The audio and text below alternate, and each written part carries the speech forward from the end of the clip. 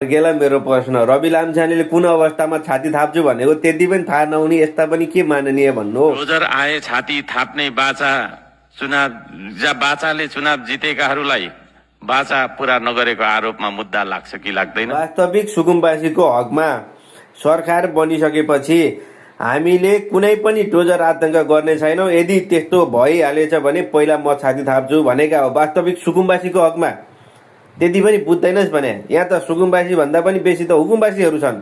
तिनीहरूको हकमा भने होइन, त्यही बेला पनि भनेका छन्।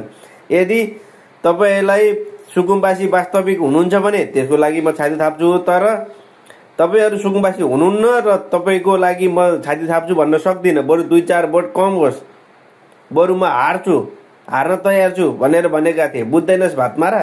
गेला मेरो प्रश्न। रवि लामिछानेले कुन अवस्थामा छाती थाप्छु भनेको त्यति पनि थाहा नहुने यस्ता पनि के माननीय भन्नु हो? रोजर आए छाती थाप्ने बाचा बाचाले चुनाव जितेकाहरूलाई बाचा पूरा नगरेको आरोपमा मुद्दा लाग्छ कि लाग्दैन? वास्तविक सुकुम्बासीको हकमा सरकार बनिसकेपछि हामीले कुनै पनि डोजर आतंक गर्ने छैनौँ। यदि त्यस्तो भइहालेछ भने पहिला म छाती थाप्छु भनेका हो। वास्तविक सुकुम्बासीको हकमा त्यति पनि बुझ्दैनस् भने यहाँ त सुकुम्बासी भन्दा पनि बेसी त हुकुमबासीहरू छन्।